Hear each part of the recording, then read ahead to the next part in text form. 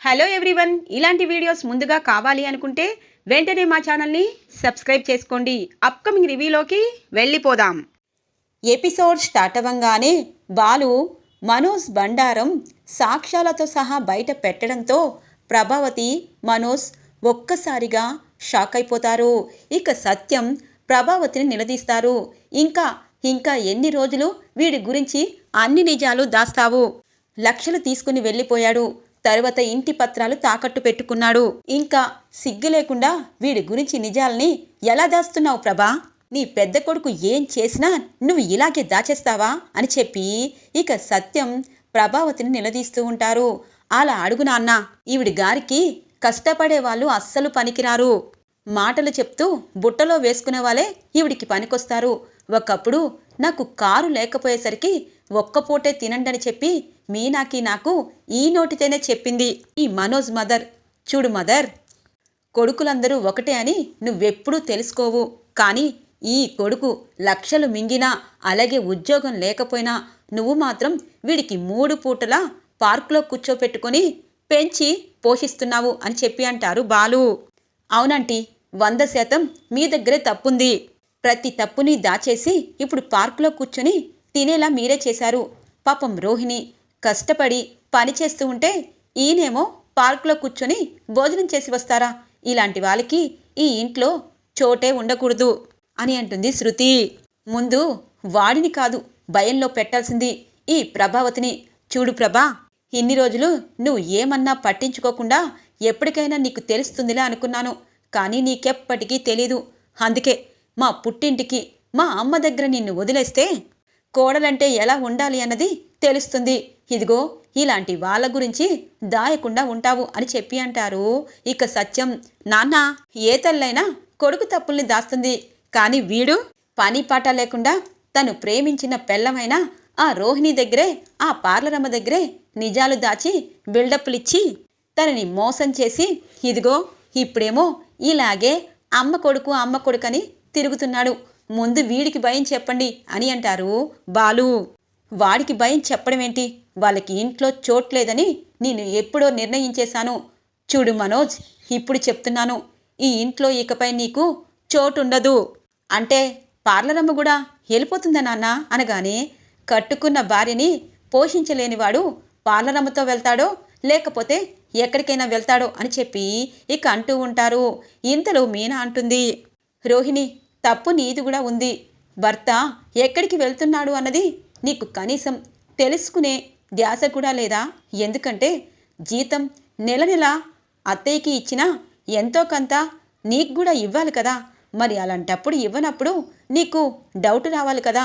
ఎప్పుడు చదువుకోని వారని చెప్పి మీరు ఉద్యోగాలు చేస్తున్నారని అత్తయ్య మిమ్మల్ని వెనకేసుకుని వస్తుంది.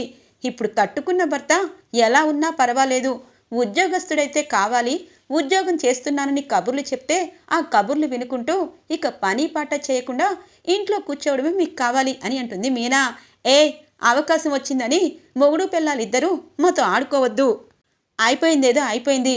అమ్మ రోహిణి, త్వరలో వాడు ఉద్యోగం చేసుకుంటాడులే అనగానే, అత్తయ్య త్వరలో అంటే ఒక 10 సంవత్సరాల తర్వాత పార్కులో కూర్చున్నాక ఇంటికొచ్చి ఉద్యోగం చేసుకుంటాడా ఏంటత్తయ్యా? కనీసం ఉద్యోగం లేదని తెలిసినప్పుడైనా నాకు చెప్పాలని మీకు అర్థం కాలేదా? అంటే ఆడపిల్ల గొంతు కొయ్యాలనే కదా మీరు? కోడలు కదా మీరు. ఏమన్నా సరే మీ కొడుకు కష్టపడకపోయినా ఇక్కడే పట్టుకొని వేలాడుతుందని కదా మీది. వస్తాను, చెప్తాను అని చెప్పి రోహిణి ఇక ఇంటి నుండి బయటికి వెళ్ళిపోతుంది. ఒరే, నీ పెళ్ళాన్ని ఆపరా అని అంటుంది ఇక ప్రభావతి. అమ్మ, నేను ఆపితే రోహిణి ఆగదు, తను బ్యూటీ పార్లర్కే వెళ్తుందిలే అనగానే, అదేంటి బ్యూటీ పార్లర్కి ఎందుకు వెళ్తుందిరా? తను ఇప్పుడు అలిసిపోయి అక్కడ పార్లర్ నడిపి ఇంటికొచ్చింది. కనీసం పెళ్ళం వెళ్తే నువ్వు తన్ని పట్టించుకోకుండా ఇలా అంటావేంట్రా అని అంటారు బాలు. ఒరేయ్, నీ వల్లే ఇదంతా వచ్చింది అని అంటారు మనోజ్. అవునవును, నువ్వు ఉద్యోగం పోగొట్టుకొని పార్కులో కూర్చొని 3 పూటలా మెక్కమని నేను చెప్పాను కదా, అందుకే నువ్వు చేస్తున్నావు కదా. చూడు, ఇలాగే మీ అమ్మ నిన్ను వెనకేసుకుని వచ్చి ఇప్పుడు కూడా నీకు బుద్ధి రాలేదు అని చెప్పి బాలు, నాన్న, వీళ్ళ గురించి ఎక్కువగా ఆలోచించి మీరు మాత్రం ఆరోగ్యాన్ని పట్టించుకోకుండా ఉండొద్దు. వీళ్ళిద్దరూ భాగవతం ఇలాగే ఉంటుంది. వాళ్ళ చావేదో వాళ్ళు చస్తారు. కానీ వీళ్ళు ఇలా నమ్మిస్తున్నారని మీకు చెప్పానంతే. మీనా, పూలకి గిరాకీ వచ్చింది, నువ్వెళ్ళు. డబ్బు డప్పమ్మా, ఇప్పటికైనా అర్థమైందా? ఎప్పుడూ నన్ను నోరేసుకుని పడతాడు, ఇలా తిడతాడు, అలా తిడతాడని చెప్తావు కదా, ఇప్పుడు అర్థమైందా? మంచివాళ్ళు ఎవరు, చెడ్డవాళ్ళు ఎవరని. నోరేసుకుని పడే వాళ్ళంతా చెడ్డవాళ్ళు కాదు, కరెక్ట్గా అడుగుతారు. అదే లోపల దాచుకుంటారు చూడు, ఇలా మింగుడోళ్ళలాగా, వీలాంటి వాళ్ళతో ప్రాబ్లం అని అంటారు బాలు. ఇక శృతి, రవి ఇద్దరు పైకి వెళ్ళిపోతారు. ఇక సత్యం ప్రభావతిని చూసి ఛీ అని చెప్పి బయటికి వెళ్ళిపోతారు. ఒరేయ్ ఒరేయ్, అందరూ ఇలా అంటారనే ఇన్ని రోజులు దాచాన్రా. ఇప్పుడు చూసావా, అందరూ నన్ను తప్పు పట్టారు. నీ వల్ల ఇప్పుడు నా మాట మీద ఇక్కడున్న వాళ్ళందరికీ విలువ లేకుండా పోయింది. ఆ పూలమ్ముకునేది వాడు, ఇద్దరు ఇక రేపటి నుండి నా పని పడతారు. ఒరే, ఇంటి నుండి బయటికి వెళ్ళిపోలేకపోయావా అని అంటుంది ప్రభావతి. అమ్మా, వెళ్ళి ఎలా బ్రతకగలనే? ఇప్పుడే ఉద్యోగం లేదు, ఆకలిగా అనుకున్నాను. కానీ ఆ బాలుగాడు ఇలా చేస్తాడని నాకేం తెలుసు అనగానే, నీకేమీ తెలీదురా. రేపు మలేషియా నుండి వాళ్ళ నాన్నొస్తే ఇలాంటి పనికి వాళ్ళు వాడిని చేసుకున్నావా అని నీకు విడాకులు ఇప్పిస్తాడు వాళ్ళ నాన్న. అందుకే 1 నెలలో నువ్వు ఉద్యోగం చూసుకో అని అంటుంది ప్రభావతి. సరేనమ్మా అని చెప్పి గదిలోకి వెళ్ళిపోతారు మనోజ్. ఇది ఇలా ఉండగా రోహిణి బాధపడుతూ తన ఫ్రెండ్ ఇంటికి వస్తుంది. ఇదేంటే, పార్లర్ అయిపోయాక మా ఇంటికి వచ్చావు, ఏమైంది? ఇంట్లో ఏదైనా గొడవైందా అని అడుగుతుంది రోహిణి వాళ్ళ ఫ్రెండు. అవునే, గొడవ కాదు, పెద్ద ఇష్యూ అయింది. మరోసారి నేను మోసపోయాను అని అంటుంది రోహిణి. ఏమైందే? మనోజ్ ఏమైనా అన్నాడా? నీ గురించి ఏమైనా తెలిసిందా అనగానే, నా గురించి తెలియడం కాదే, మనోజ్ గురించే తెలిసింది. 3 నెలల నుండి ఉద్యోగం మానేసి పార్కుల వెంట కూర్చొని ఊరికినే భోజనం చేసి వస్తున్నాడు.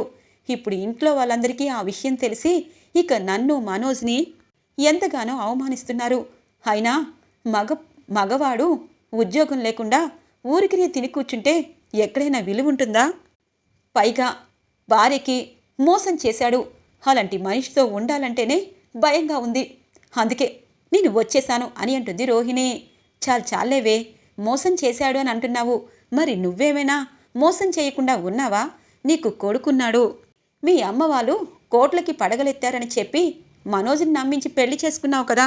మరి నీ గురించి నిజం తెలిస్తే మరి మనోజ్ ఏమనుకుంటాడన్నది నీకు తెలీదా అనగానే, నా భర్త సైకోని, వాణ్ణి వదిలేసి మనోజ్ ఉద్యోగస్తుడని చేసుకున్నాను. కానీ బద్ధకస్తుడని నాకేం తెలుసు? తోడికోడళ్ళ ఇద్దరి దగ్గర ఎంత అవమానంగా ఉందో తెలుసా? మా అత్తకి ప్రతిరోజు నేను కలరింగ్ ఇస్తూ మా నాన్న కోటీశ్వరుని చెప్తున్నాను. ఇప్పుడు మా అత్త కళ్ళన్నీ నాపైనే. కానీ నా మొగుడే, ఆ మనోజే సరైనవాడు కాదు. అలాంటప్పుడు అక్కడ ఉండి ఏం లాభం అనగానే, ఏమోనే, ఒక్కొక్కసారి ఆడవారు భర్త మంచివాడు కాదని విడాకులిచ్చి ఇంకొక పెళ్లి చేసుకున్నా సేమ్ అలాగే ఉంటే ఎంతమందికి విడాకులు ఇస్తారు చెప్పు? అందుకే మనోజ్ని ఉద్యోగం చేసుకోమని చెప్పు. నీ గురించి కొన్ని రోజులు తెలియకుండా ఉండాలంటే అదే బెటర్ అనగానే, ఏమో, ఆ మనోజ్ మారేటట్టు లేడు, అందుకే నేను వెళ్తున్నాను అని చెప్పి ఇక రోహిణి అక్కడి నుండి వెళ్ళిపోతూ ఉంటుంది. ఆగవే రోహిణి, ఎక్కడికి వెళ్తావు అనగానే, చావన్లే అని చెప్పి వెళ్ళిపోతుంది రోహిణి. ఇది ఇలా ఉండగా మనోజ్ లోపలికి వచ్చి బాధపడుతూ ఉంటారు. రోహిణి, ఏం చేయను, నేను ఉద్యోగం మానేశాక ఇలా చెప్తే ఇలా అవుతుందని నాకు తెలుసు, అందుకే చెప్పలేదు. నీకైనా చెప్తే బాగుండేది అని చెప్పి ఇక మనోజ్ రోహిణికి ఫోన్ చేస్తాడు. రోహిణి ఫోన్ లిఫ్ట్ చేయదు. వెళ్ళి చాలాసేపు అయింది. అలిగిందిలే, గుళ్ళో ఉంటుందేమోనని అనుకున్నాను, కానీ రాలేదు అని చెప్పి ఇక తన ఫ్రెండ్కి ఫోన్ చేస్తారు మనోజ్. మనోజ్, రోహిణి వచ్చింది, జరిగిందంతా చెప్పింది, నువ్వు చేసిన మోసాన్ని కూడా చెప్పింది. అయినా భర్తగా నువ్వు ఇలా నమ్మించి గొంతు కోయడం తప్పు. పాపం రోహిణి అంత కోటీశ్వరరాలైనా నిన్ను నమ్ముకొని మీ ఇంట్లో ఉంది. ఇప్పుడు తన పరిస్థితి అధోమ గోచరంగా ఉంది. నువ్వు తనని ఎలా పెంచి పోషిస్తావో అని బాధపడుతూ ఎక్కడికో వెళ్ళుంటుంది. నువ్వు కంగారు పడద్దు అనగానే, ఎక్కడికో వెళ్ళుండదు, రోహిణి వెళ్ళిపోయి ఉంటుంది. దీనంతటికి కారణం ఆ బాలుగాడే. ఇక హాల్లోకి మనోజ్ కోపంగా వచ్చి, ఒరే బాలు అని అంటారు. ఏంట్రా, ఏమైంది అనగానే, నీ వల్లే రోహిణి వెళ్ళిపోయింది. ఇప్పుడు రోహిణి తన ఫ్రెండ్ దగ్గర కూడా లేదంట నిన్ను అని చెప్పి ఇక బాలు కాలరు పట్టుకొని అడుగుతూ ఉంటారు. ఆపరా, నా వల్ల పార్లమ్మ వెళ్ళిపోవడం ఏంటి? నీకు చేతకాక ఉద్యోగం మానేసి పార్కుల వెంట తిరుగుతున్నావని తెలుసుకొని నీ పెళ్ళం నువ్వు పోషించవని పార్లమ్మ వెళ్ళిపోయింది. వెళ్ళి ఆ పార్లమ్మ కాలు పట్టుకొని ఇంటికి తీసుకురా, లేకపోతే మానేరా, నీకే తిండి పెట్టడం దండగా అని చెప్పి 2 చెంపలు వాయిస్తారు బాలు. ఇక ఇటు ప్రభావతి, అటు మీనా, ఇటువైపు శృతి, రవి ఆపుతూ ఉంటారు. కరెక్ట్గా సత్యం అప్పుడే ఇంటికి వస్తారు. ఆపండ్రా, ఎందుకు ఇలా తన్నుకుంటున్నారు? ఇప్పటికే ఇంటి పరువు పోయి ఇలా బ్రతుకుతున్నాము. ఇంకా అన్నదమ్ములు తన్నుకుంటున్నారని బయట వాళ్ళకి తెలిస్తే ఈ ఇంట్లో కూడా ఉండను. బాలు, అన్నం మీద చెయ్యి వేయడం నీకు బాగా అలవాటైపోయింది అనగానే, అది కాదు నాన్న, ఆ పార్లరమ్మ వెళ్ళిపోయిందని నేను దానికి కారణమని వీడు అంటున్నాడు. వీడు ఉద్యోగం చెయ్యకే కదా ఆ పార్లరమ్మ వెళ్ళింది, నా వల్ల ఏంటి అనగానే, ఒరే నీ వల్లేరా ఈ మనోజ్ గాడి గురించి అన్నీ నిజం చెప్తే ఏ పిల్లమైనా ఎందుకుంటుంది అనగానే, ఓ వీడు ఉద్యోగం లేకుండా పార్కుల వెంట తిరుగుతూ ఇలాగే కాలం గడిపేసినా పార్లరమ్మకు తెలియకుండా నువ్విలా అన్ని తప్పులని మాఫీ చేస్తావన్నమాట.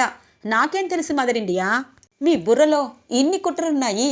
ఎవరైనా పనులు చేయకపోతే పని పట్ట ఏముంది అని అంటావు కదా, మరి నీ పెద్ద కొడుకు పని చేయకపోతే ఎవ్వరూ అడగకూడదు అనగానే, ఒరేయ్ బాలు, నా గురించి పార్లరమ్మ గురించి నీకెందుకు అనగానే, మరి పూలబండి గురించి, మీనా గురించి, నా గురించి నీకెందుకు అని అంటారు బాలు. బాలు ఆగు అని అంటారు సత్యం.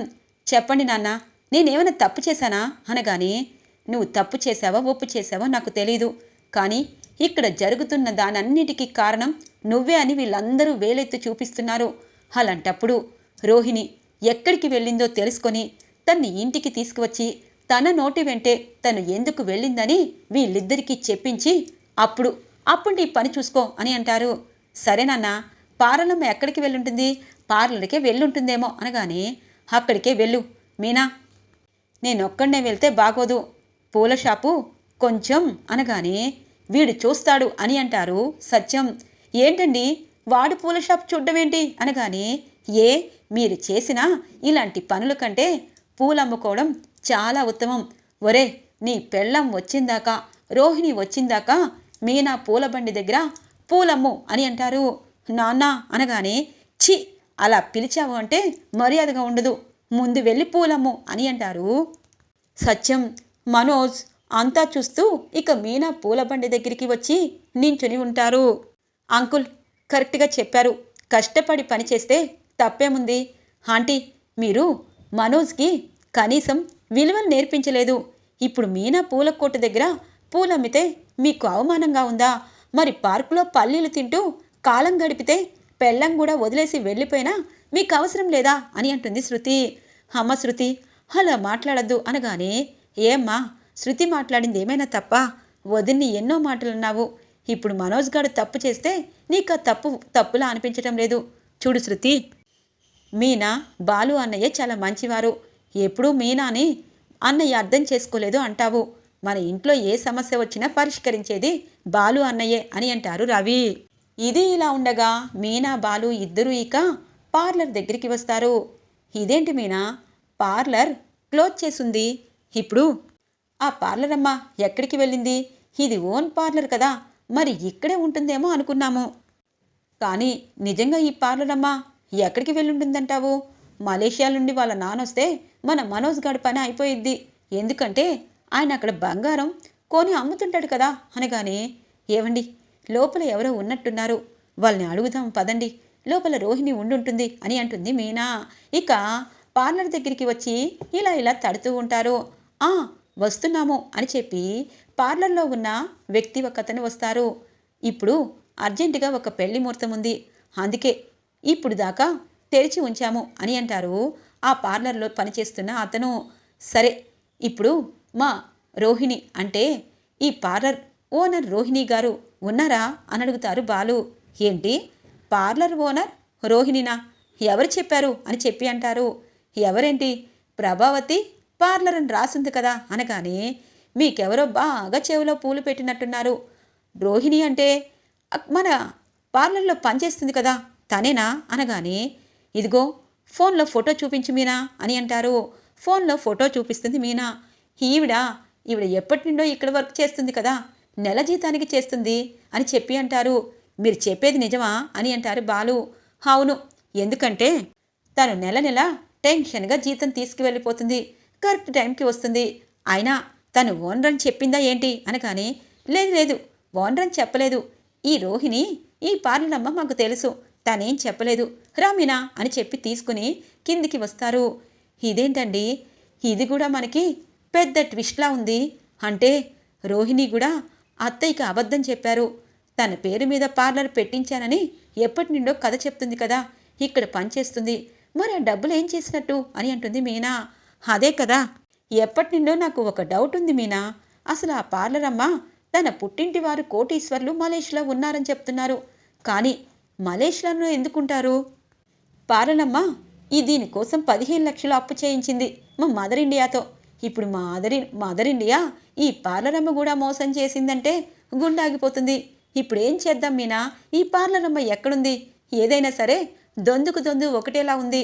ఇటు మనోజ్ గాడు అటు పార్లరమ్మ ఇద్దరూ ఒకరికి ఒకరు మోసం చేసుకున్నారు అనగానే, అవునండి, కానీ మావయ్య గారు చెప్పారు కదా అక్కని రోహిణిని ఇంటికి తీసుకురమ్మని చెప్పి, ఇప్పుడు తను ఎక్కడుందో అనగానే, ఇక కరెక్ట్గా రోహిణి బస్సు ఎక్కుతూ ఉంటుంది ఒక పల్లెటూరికి. అదేంటి ఆ బస్సు ఎక్కుతుంది, ఆ బస్సులో మాకు తెలిసిన వారు కూడా ఉన్నారు అని అంటుంది మీనా. అవునా? అవును, సుగుణ చింటూ అన్న వాళ్ళిద్దరూ తెలుసని చెప్పాను కదా, వాళ్ళే ఉన్నారు, అదే ఊరు అని చెప్పి అంటుంది. అలా అయితే పాలనమ్మ ఆ ఊరు ఎందుకు వెళ్తుందో తెలుసుకోవాలి, పద పద అని చెప్పి కారు ఎక్కి ఆ బస్సుని ఫాలో అవుతారు మీనా అలాగే బాలు. ఈరోజు ఎపిసోడ్ ఇలా ఇంట్రెస్టింగ్గా ఎండ్ అవుతుంది ఫ్రెండ్స్. రాబోయే ఎపిసోడ్స్ కోసం మా ఛానల్ని సబ్స్క్రైబ్ చేసుకోండి. Thanks for watching friends.